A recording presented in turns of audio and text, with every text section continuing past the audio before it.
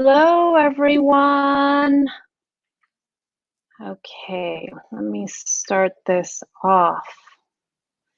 I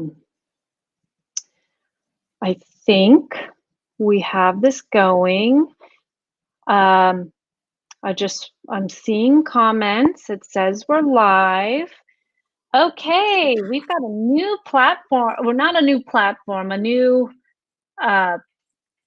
layout. We have a new layout, everyone. So hopefully you are all getting all this. Looking good, right? If I'm loud and clear. This is our first time doing this layout, so bear with me if there is any technical difficulties. So let me just allow people to log in. I'm going to do my little spiel and we'll move forward from there. So I want to say good evening, welcome. If you're tuning in for the first time, this is the La Maison de Rouge Monday night weekly live broadcast. I'm your host, Lucy Sweetkill, one half of the duo that is La Maison de Rouge. A little bit about who we are at La Maison de Rouge. LMDR is dedicated to expanding the BDSM experience by discussing, educating, and informing our audiences about the intersections of kink, wellness, sexuality, spirituality, and social activism. We aim to create a safe space for discussing these topics, as well as providing an avenue for our guests to share their stories and experiences. Thank you again for joining us. Tonight, our guest is SF-based pro-dom with 13 years of industry experience. She specializes in bondage, predicament play, teasing, and cuckolding. She's launching a new coaching program for those who want to heal from toxic masculinity and patriarchal conditioning. Please welcome Domina Yuki. Hi, everyone. And hi, Lucy. I'm super happy to be here. So I have been a pro-dom in the San Francisco Bay Area for 13 years now. I started out at a house and was there for about 2 years before I went independent. And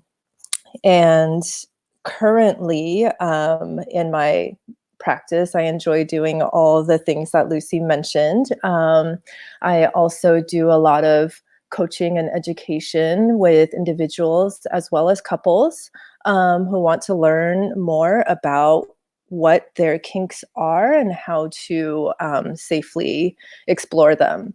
And actually during quarantine, I've been doing a lot more coaching with couples. A lot of couples have been reaching out to me and wanting to, especially people who are really new and curious and wanting to learn more. And that's been a lot of fun. Awesome. And Yuki and I have been friends for a little bit now. And we get to, when I'm in the Bay Area, get to play together, which is always super fun. So I know from experience the things she's capable of in play. And some of you guys have been had the pleasure or maybe the torment of being able to play with us. I know for some viewers who might be new, so this new setup will actually allow for our guests to be on with video as well, but Domina Yuki doesn't show her face, so that's why we have this really beautiful photo of her. So just keep that in mind, everyone, in case that question comes up. So Yuki, all right, so let me ask the first question, because we actually did an interview with you when we first kind of started our Periscope, but I know we kind of had to play with some stuff trying to, keep your identity a little bit more on the DL.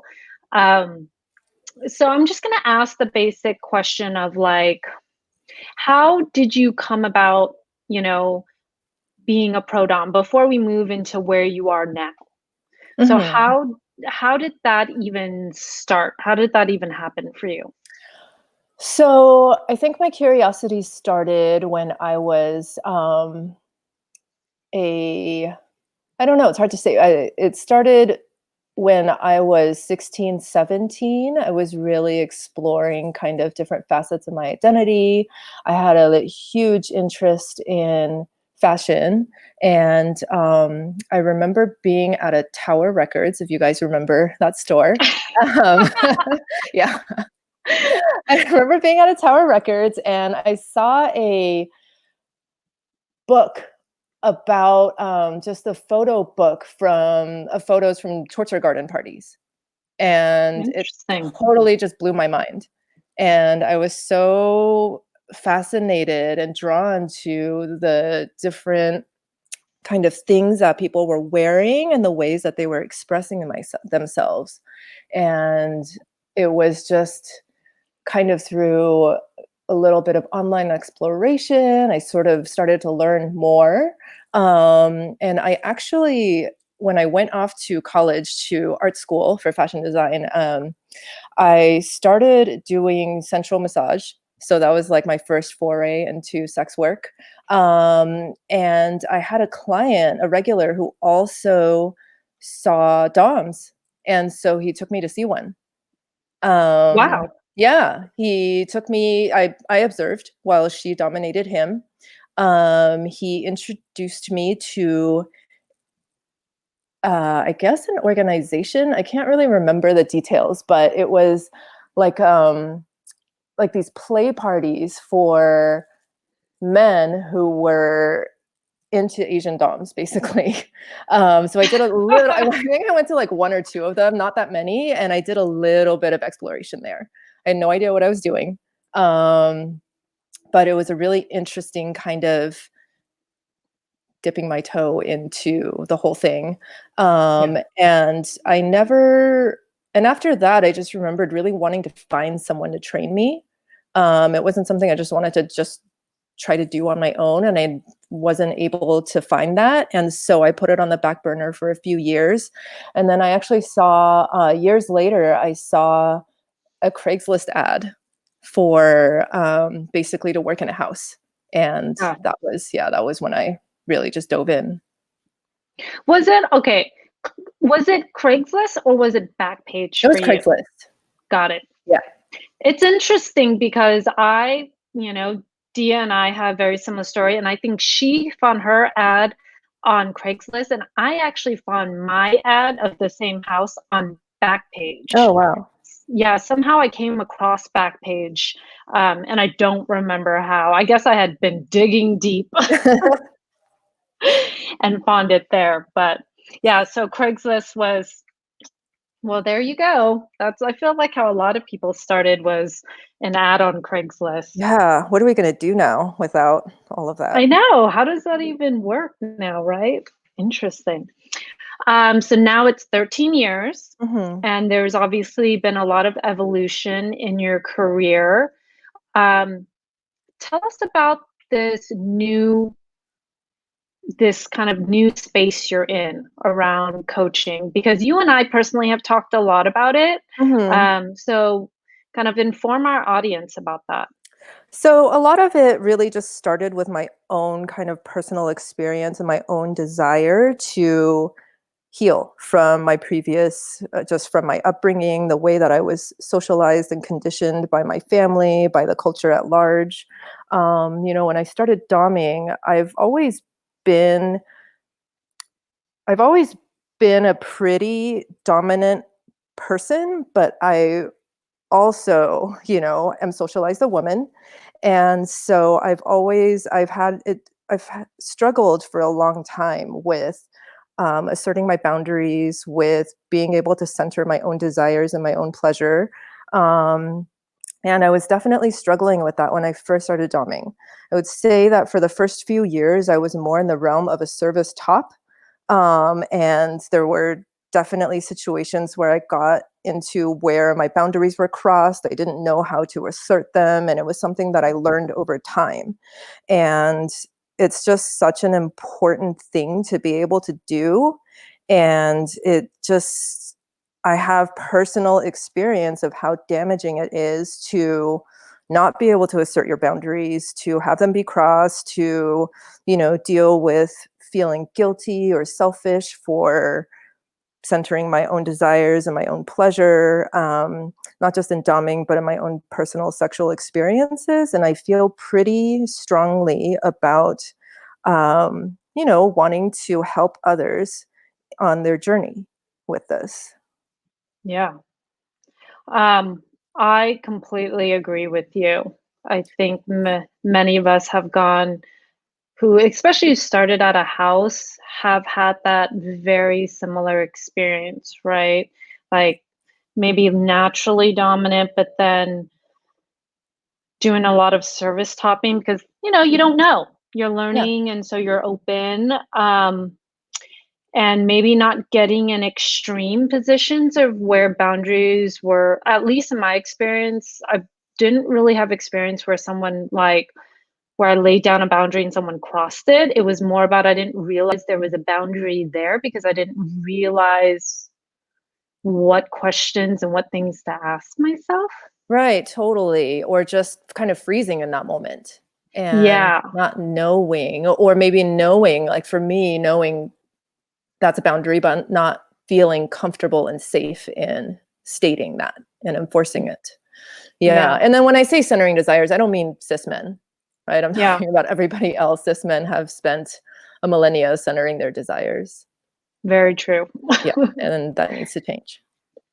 So, with this kind of new program that you're developing, you're seeing, you're speaking with couples, but how does it apply to, let's say, the typical, you know, cis male sub that we come across? Yeah, so this is different from the couples work. The things that I've been doing with couples is helping them really just learn and explore their own kinks. So Yeah, this is something that I've been thinking a lot about, um, and I haven't done yet, but I would love to start. Um, and it's so this specific program is for cis men who truly see the harm that the patriarchy has done to society, to the planet, and to themselves. And they genuinely want to be better men.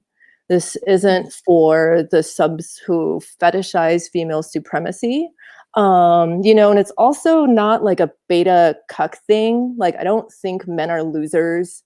yeah, I actually some of my most favorite people in my life are men. And yeah, this is coming from a place of compassion. I see that when people are hurt, they lash out and hurt other people. And yeah, I want to help with that. And it's I feel a little torn because I'm very angry at the patriarchy, and I'm very angry at the harm that it has caused to me and to the people in my life. Um, but I need to keep reminding myself that I don't hate men, right? I hate the patriarchy, and it's yeah, hard. I struggle with also even just saying this, realizing that men are hurt too, and one of the best examples is when we talk about toxic masculinity. And when we talk, and the term toxic masculinity, it doesn't mean that masculinity is toxic. It means that when men are forced to be a certain way, that is toxic, right? And yeah, so I don't know if people are familiar with the term the man box. And so the man box is kind of like this box that we put our men into. Men are supposed to be powerful and dominating, fearless and in control, strong and emotionless, and successful. They're always supposed to be achieving, right? And it's really sad because it really sort of narrows men down into this little kind of one-dimensional being. And this yeah, starts with male babies, right? Boys as young as 5 years old can already control, you already can't see the emotions on their face. They've already learned to control and tamp down emotions. yeah, As men, male kids get older, like they those deep, intimate friendships with their other male friends. um and being and this really just causes so much harm to men themselves. Being forced to be who you are not is a form of violence. It really creates a lot of emotional and spiritual harm to a person. Yeah. And hurt people. So Yeah, definitely.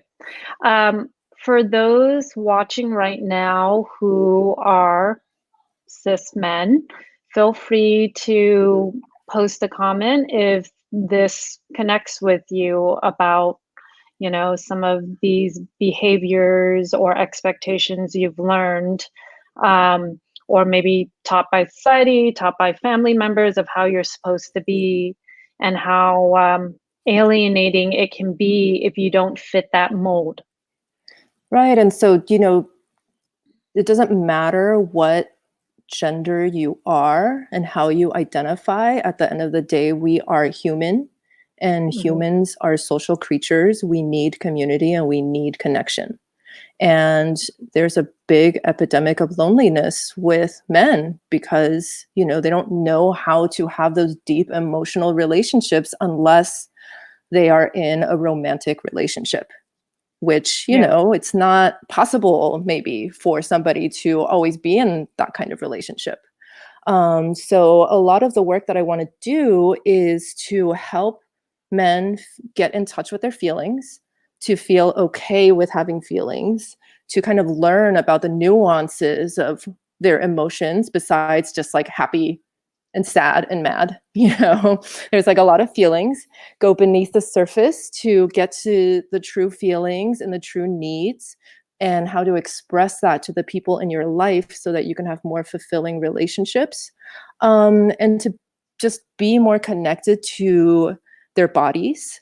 yeah, That's really important to really connect. Your body has a wisdom and it knows what's good for you, right? It's really important to listen to your body to be able to tell what feels, kind of get in touch with your sense of what feels right for you and what feels wrong for you.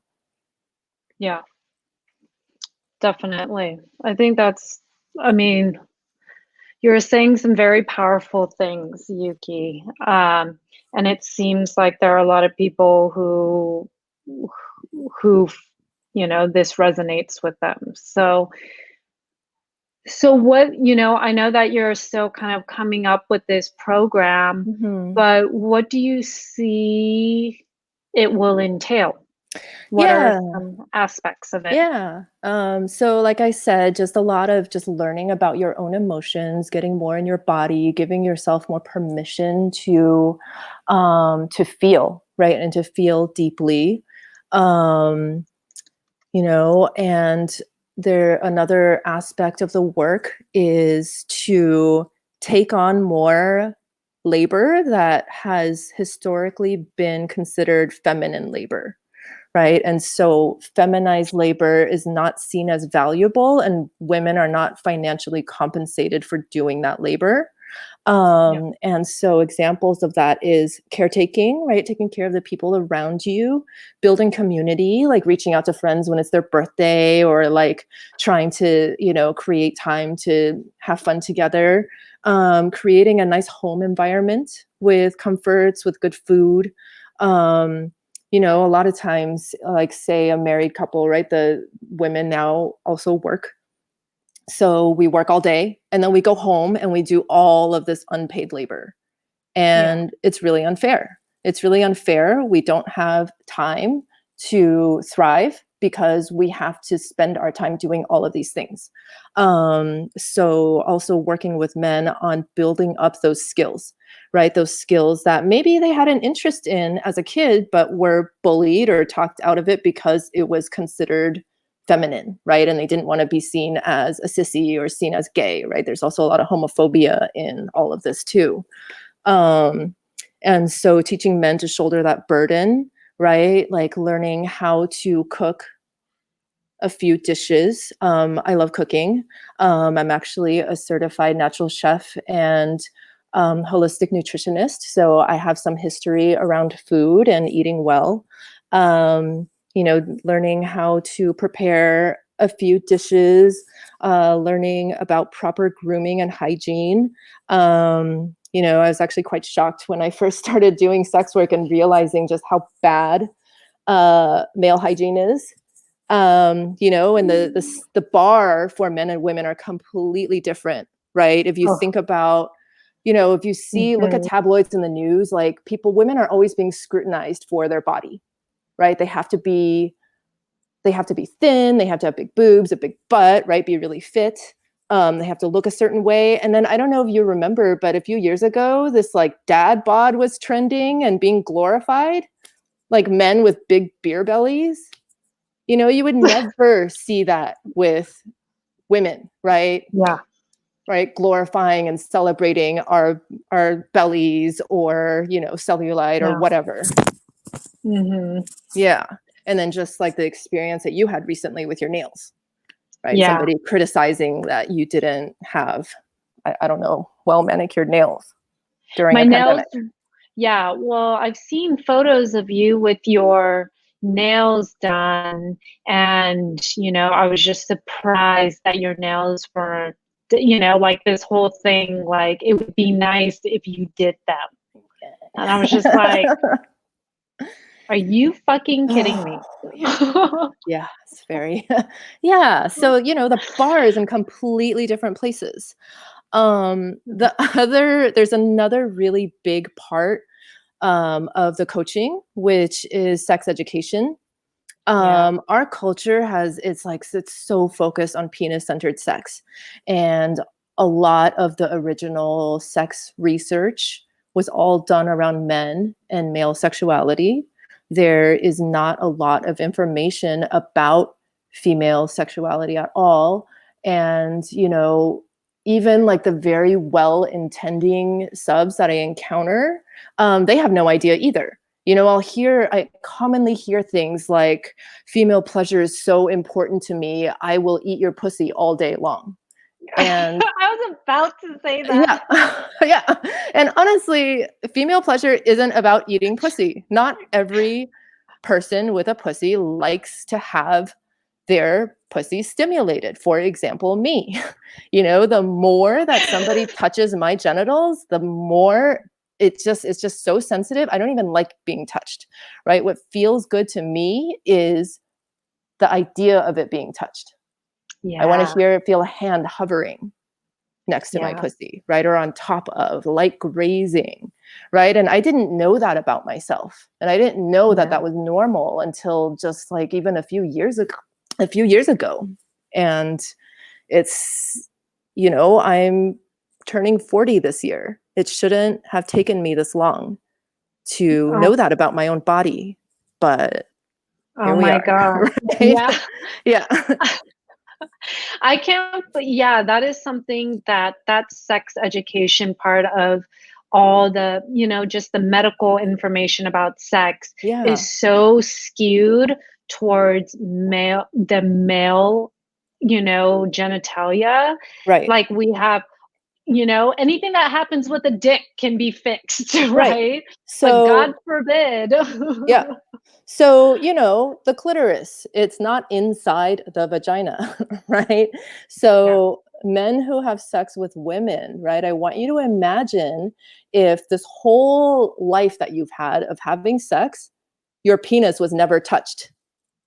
That's what sex is like for women, right? How do you think you would feel? I love that. So, being a good lover, it's not about eating pussy at all. Oh my Right? God. That's your own desires. It has nothing to do with her. It's about communication, being a good listener, right? Truly listening and helping her find out what she truly needs and wants. It's not Yeah, about your ego, right? About how big your dick is and how good it makes her feel. It's about her own body and her own unique desires. yeah, Um, it's about having the skills to be able to hold space for her while she explores and figures things out. And also holding space for her as things come up like feeling guilty, feeling selfish, feeling shame or discomfort towards their own bodies or their own desires, and being really supportive as she goes through all of that and helping her just release all of this negative conditioning that women have had. Yeah. And understanding that for women, we are conditioned to believe that it is normal for sex to be painful or uncomfortable, right? And then here we have like the bar for bad sex between men and women, again, are in completely different places, right? When men talk about bad sex, they're talking about the fact that maybe it was boring, she was really passive, or maybe they felt a little like uncomfortable. But when Or they women talk, didn't come. yeah, exactly, or they didn't come, which women don't most of the time. When women talk about bad sex, we're talking about we felt coerced, we were in pain, or we were afraid. Yeah. Right. And there was this one article that came out in 2018, and it just really made such. Is that the one I sent you? Yes, the female price of male pleasure. Yes. I read that So great. article. Yeah, once every few months, I reread that article. I send it to like all the men that I know.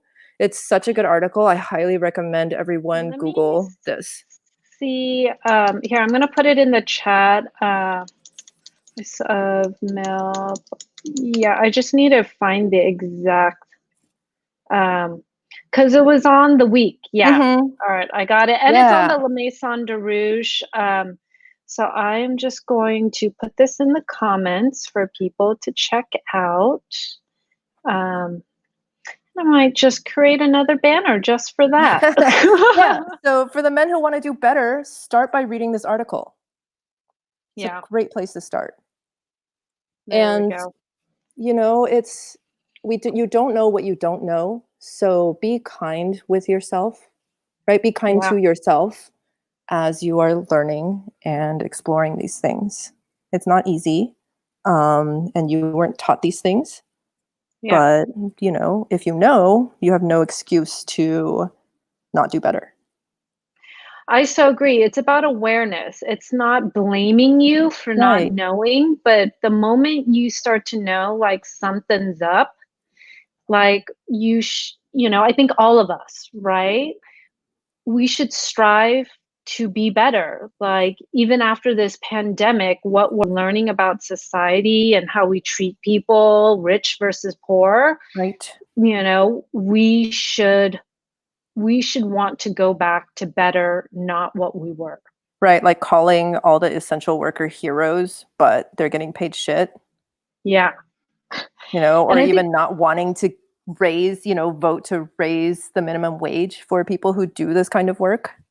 yeah. Yeah. And there's like, and you'll actually see there is the type of people in certain types of work too, which I think that's why you see so many I find like an interesting thing about like seeing so many female sex workers and why there's not necessarily that many male sex workers. I wonder like what that says there too. Mm-hmm. And maybe that really also has to do with intimacy and pleasure and finding a safe space where there are a lot of things women have to go through, but also saying what kind of going off what you were saying about being understanding that male hurt, like men get hurt too. I think the problematic thing that happens is we don't allow men to express their intimacy and their Right. desires and their emotions around that and their fears around that. Right. So then they seek, a big part of like why sex work is so essential is that we allow people a safe space to express themselves. Right, totally. Right, and to feel Yeah. emotions and to let them out. Um, I love how I'll be happy to be your male sex worker and give you all the proceeds. Sure. But I want to go back to what you said about this idea that I think, not only something within your coaching program that you're developing, but I think I hear this, and I believe you hear this as well a lot from just other sex workers, whether that pro doms, escorts, porn stars, whatever. Um, this idea of what are different definitions of pleasure. How for many men, they're like, well, pleasure means I'm giving you tons of orgasms, because for me, that's what pleasure means. Mm-hmm. But so many women, that is not even close to what pleasure means to them. And like you were saying, there are a lot of women who do not like their pussies touched, licked, penetrated, whatever. Like, I don't like penetrative sex. I'm not a big fan of penetrative sex. It doesn't mean I don't have it. Sometimes I'm in the mood for it. Um, After a lot of like mental stimulation and emotional connection. And a lot of men don't understand that. Like, you offering to submit by licking your pussy all day is not, Mm-hmm. I'm sorry to, crush your dreams, but Yeah. there is very few and far between of women I know who actually really want that. And the other things that you're not factoring in is like, a combination of like emotional connection. Do I feel safe with this person? Do am I attracted to them? It's not just the sheer fact of like, well, anybody who has a mouth can just lick my pussy and I should be happy, right? No. No. There is so much more to it. And I think what you're offering, Yuki, is like a big learning lesson in that. Yeah. And at the end of the day, like, what is pleasure? Well, Yeah. ask them and listen to them and believe them. Right? And yeah. When I say, oh, I like Thai food, nobody questions, like, what? You like Thai food? Like, why would you like Thai food? It's the same with my own body. Who is an expert of my body? Me, not some random dude. You know? What? You don't like your pussy licked? What's wrong with you? Yeah. I don't like it. Yeah. It makes me yeah, like for me, and that's the other thing that I've learned too, is that there's many pathways to arousal. Yeah. And what we see, sexual is one way, and sexual pathway to arousal is a lot of genital stimulation. And that is how a lot of men get sexually aroused and stimulated. And again, you see that everywhere in culture, right? In pornography. Even if you look at sex scenes in movies and TV shows, it's all about the penetration. Yeah. Um, and so that gets reinforced over and over and over and over again. Yeah. And, it's hard to kind of sort through, well, what have I been conditioned to want versus what actually feels good for me and what I actually want. Yeah. And Those then, things are definitely something that is hard to separate and yeah, figure out. oh, for sure. And it's something that for whatever reason, it's always been really important for me from a really young age to try to sort through all of that and figure that out. Yeah. Um, where do you think that comes from? I'm not sure. I really honestly don't know Yeah. because it's completely the opposite from how I was raised. So maybe it was a rebellion thing. Yeah. Yeah. I would, like I was asking that question because it's just as we're having this conversation, I'm thinking about my own past. And I feel like I am very similar to you that I would question a lot of things and figure out like what am I supposed to like and what do I actually like. That question would come up in my head, and a big part of me feels like it was a rebellion thing because traditional Vietnamese families, which I feel are very similar to a lot of traditional Chinese families, Mhm. you have that expectation of what a good Asian girl daughter is. Right. And you just follow the rules and you don't question them. And Yeah. I've spent hours just arguing with my mom growing Yeah. up. well, just Oh because my this, God. it doesn't mean that, and just, oh my God, she was so frustrated with me and I was so frustrated with her. And it's so interesting because now that we're older and both more mature, we've talked about a lot of that. And for her, for whatever reason, she likes having rules to follow because that means she doesn't have to think and she could just relax into them. Yeah. Sounds like some submissives that I've talked to. And for me, I don't like having rules, right? It Yeah. makes me feel stifled. I like autonomy and freedom. Yeah. And that's, different types of personalities and something that we have to accept. But I also think that's why we do have dominants and submissives. Like some people do prefer to take the more submissive role, and there's nothing wrong with that. And some people want to take more of the dominant role. But I think beyond roles, right, or rules too, I think the biggest thing is more than anything, becoming more self aware as an individual, Mhm. questioning, what you're given and not just taking things for what they are, especially if they don't serve you. Um, for some people, it does. They fall into maybe the category where all this stuff that's going on just works out for them, the privileged. Mhm. Male white privilege, it's set up so that you don't really have to question anything because it all works for you.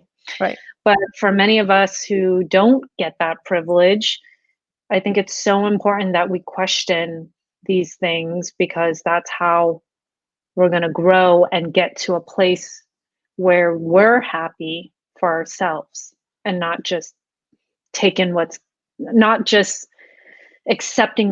given to us. Right, or even just, like, forcing yourself to be who Mm. you're not, right? Because you Yeah. want to fit into that societal kind of mold. Yeah. Yeah. Um, I love your male grooming. So what do you think? I'm just like, getting playful with this. What do you think would be your first, male grooming, male cleaning thing that you would teach? Wash your butthole. I think a lot of us are in agreement with that. It's okay to touch your own butthole, Mhm. you're not gonna turn gay or whatever if you're straight. I think that's, like, the big fear. Um, and dry, like, when you're done washing it, dry it, right? Stick your towel in your butt crack and dry it off. Wash your butthole. I agree. Um, I also think, I guess another one, the washing, the showering, the thorough showering and Mhm. soaping of crevices, like, Right. get up all in there, like, in the crevices, in the holes, if you sometimes need a little, soap in your penis hole a little, just, like, get used to, like, cleaning these things out. My big thing is I see a lot of men who do not clean their ears, Oh, and yeah. I am a huge, like, s I think you've seen this, Yuki. I will tie you down and clean your ears and groom your ears for you. That is what I'll do. That's a big one for me, but I think it's because it's my weird, like, little, fetish kink, you Yeah, know? and, trim your nose hairs, take care of your Yeah, feet. yeah. Get a pedicure. Yeah. Men out there, get a pedicure. It's nice, I don't know, it you actually kind know? of bothers me to see a guy at a nail salon getting a pedicure and some woman is, like, stooped over cleaning his feet. I think men should clean their own feet and learn how to give pedicures to themselves. I'll take anything. I have subs who come with me to get their toes done. But they're pretty good about like ongoing, like keeping, doing the grooming, giving the money back Mhm. Yeah, leave a giant tip if you do go and get a pedicure. for the first time, especially if you're not Oh, yeah. upkeeping, because there is some of my subs have very pretty dainty feet, like really like nice, like feet because they do it enough. if you don't do a pedicure often, you leave your pedicurist a huge tip because that shit is disgusting if Yeah, you it's a haven't lot of done work. it in a while. We had a comment of, I love this one, by Lufa and Watch. No, but um, okay, so you are developing this program, and what do you think it's gonna look like in regards to like length of time, like the logistics of everything? I think that's gonna be different for everybody. Yeah. So some people have an affinity to certain things and some people just don't, and it's gonna take a little more effort. So I think there's going to be a lot of internal resistance, and there's gonna be a lot of Mm, emotions that come up. And yeah. so I think it would be really helpful concurrently to working with me to also get a therapist to get additional support around the things that can come up. Yeah. Um, a lot of us suppress a lot of negative emotions or experiences. We don't learn to sit with negative emotions. And so when you start digging and working on this stuff, all of the things can surface, right? And it can be Yeah. really destabilizing. And so it's really important to have additional support. I working with me may be therapeutic, but I am not a therapist. Yeah. And just want to be really clear about that. But the work there would be a lot of education, but also a lot of experiential embodied work. So one example of that would be just helping people, guiding people and getting more in touch with their bodies and more just noticing all the different nuances of sensations and emotions that are present in any given situation. So Yeah. there's specific exercises that we would do that may or may not involve touch, um, and just kind of providing. Yeah, I don't know. It's really hard. It's hard. It's hard to say. It's just there would be a lot, and it's kind of broad. So Yeah. um, yeah, but I really think that it's important for people to have experiences. Um, and that is how you change and you grow. It's not just by talking about it, but actually having, embodied experiences. Yeah. I agree. I'm gonna put this comment up because you know, this is, I think, is a really good example of what some of the things we're talking about. And how would you answer this? Oh my God. I would say that you need to be better about listening, right? I Yeah. think I'm going to assume that this is a male slave. Um, Men don't listen enough. They love talking, but they don't listen. And so if you had been listening, you would know the answer to that. Yeah. I'm not even going to answer. I'm not going to repeat myself. um, and some people have responded back. And this, yeah, I mean, that's the big thing is about, yeah, listening, asking. There are ways. Um, so what would you say to those, you know, I hear a lot of pushback, right? Mhm. When there's been this outcry for men to not only listen, to grow, and there's been this pushback like, we can't do anything and everyone's offended, and like I can't even ask a question without someone getting offended, and I'm just asking a question and I'm just being me. You know, what would you say to that? I mean, growth and change is uncomfortable, right? There's pushback now because there is more permission and safety for there to be pushback. Those No. feelings have always been there. It just hasn't been safe for us to voice them. Yeah, that's great. Yeah, I think that pushback is, I get it, but at the same time, it's not a personal attack. Right. It's not about you. Listen to what they're saying. It's not about you. Yeah. Uh, and be willing to grow and understand that we all play a part in some of this stuff too, and that we can always grow to be better.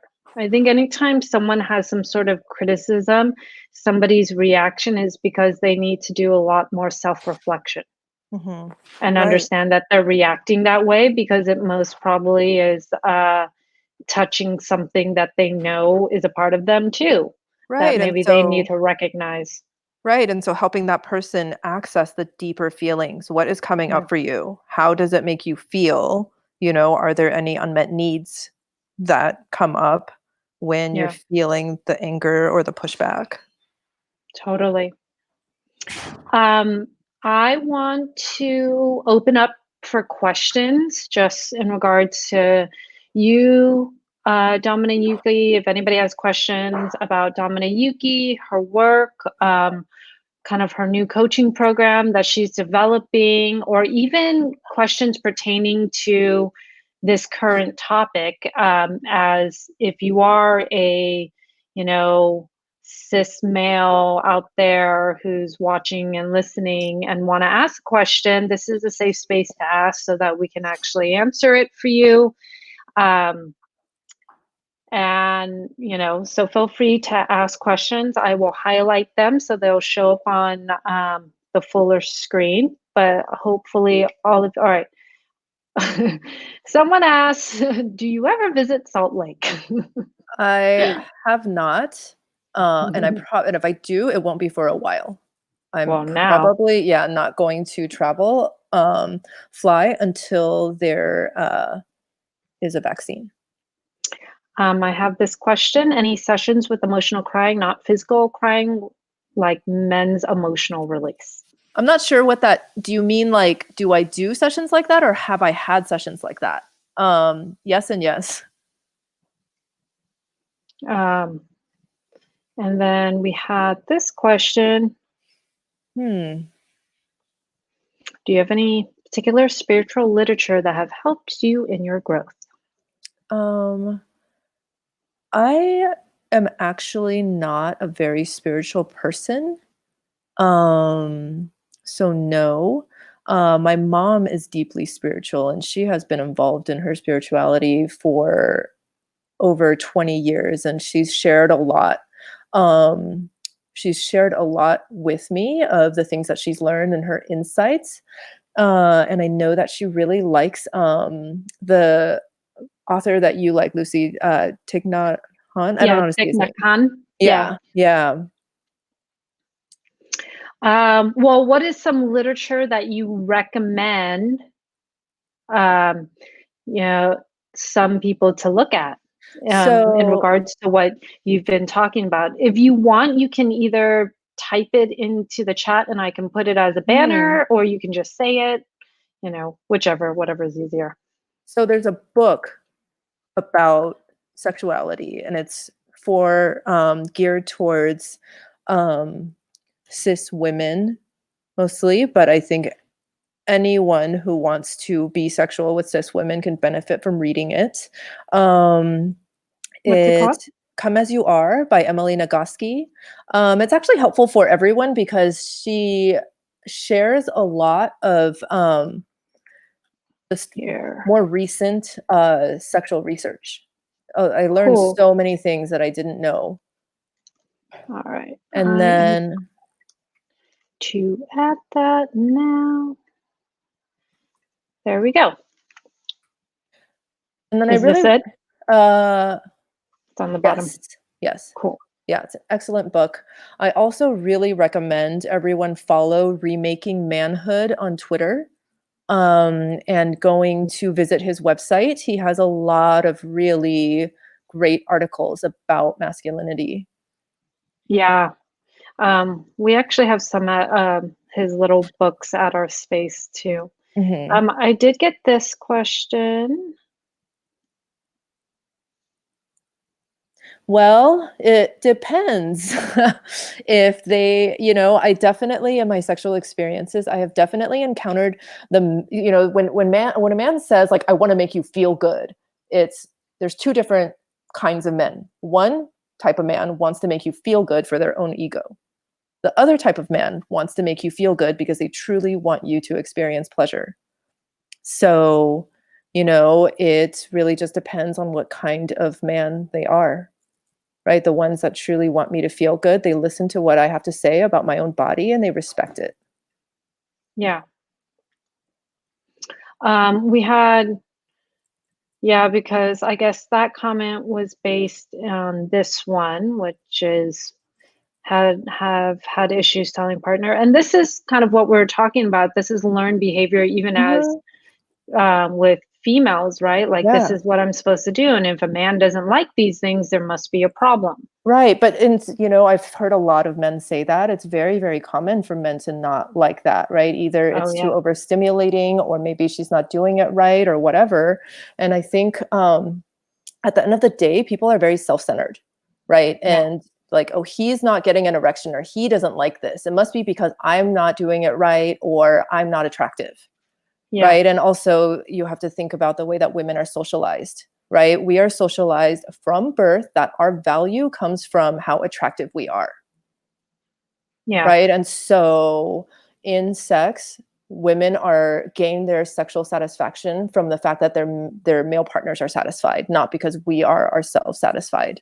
So there's a lot, like years of really deeply ingrained messages and socialization that can come into play, when you're dealing with all of this.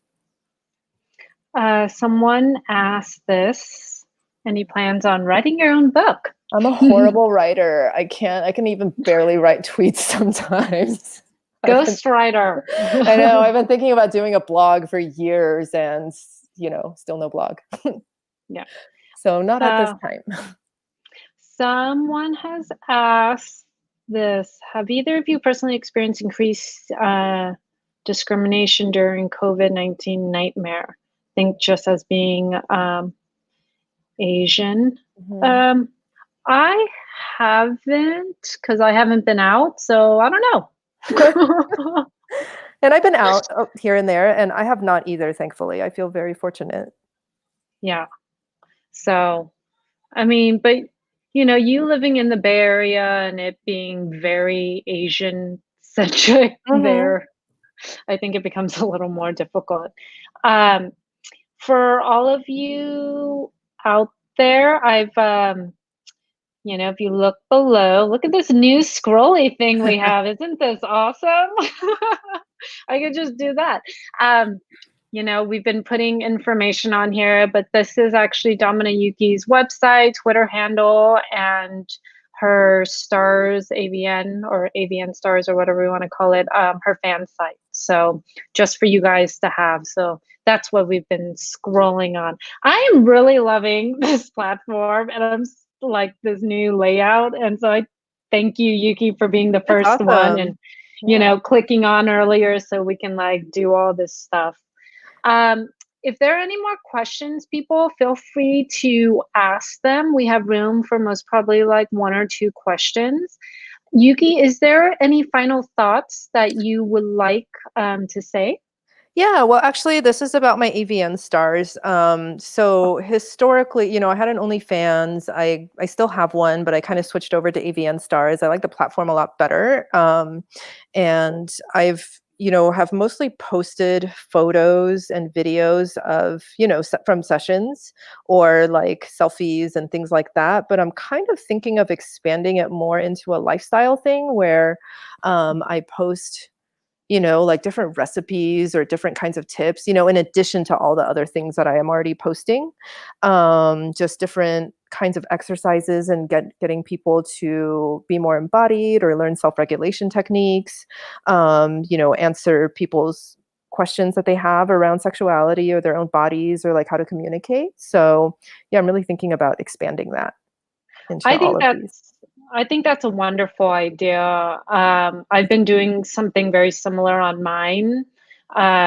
Just doing a lot more of my involvement, just because, Instagram's a shit show, like Mhm. Twitter's only so much, da da da. And so now, you know, you're on my fan site, you're gonna get my engagement. That's really where I've come to terms with that. And so, I think people would find that very useful, not as additional to all the like beautiful photos and videos and the amazing session videos too. I think that would just really add to it to have like your recommendations and other things so people can really grow and learn. Mhm. Yeah, and at the end of Yeah. the day, I really just want people to have more love and connection and acceptance in their Yeah. life, right? From others, from themselves.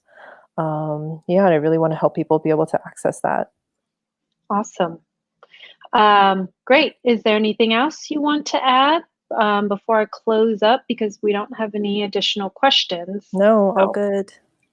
cool. Again, everyone, I want to say a big thank you for joining us tonight on the La Maison de Rouge weekly Monday night broadcast.